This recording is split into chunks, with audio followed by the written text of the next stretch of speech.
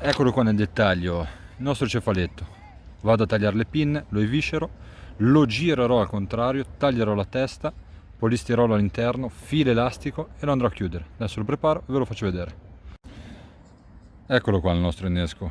Amo ben di fuori, come possiamo vedere cefaletto rigirato, ma che mantiene la sua codina, come per mantenere una naturalezza maggiore.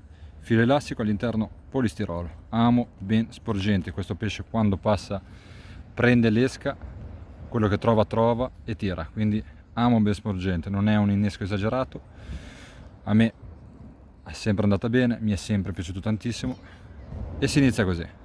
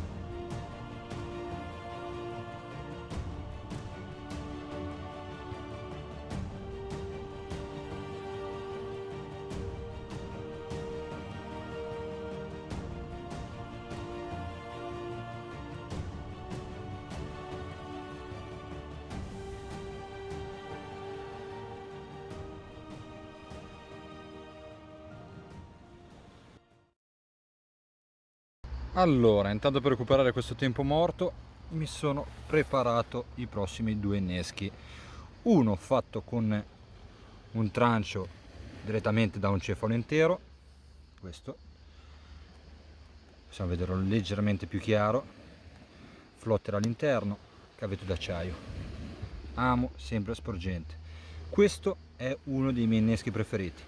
Cefaletto intero, tolgo la testa, lo giro, lascio la codina tutto al naturale, polistirolo all'interno e lo giro col filo elastico. Questo è il mio innesco preferito per il Serra, un innesco un po' più piccino, tutto intero, mi raccomando, togliamo la testa, lo giriamo e si fa partire così, amici.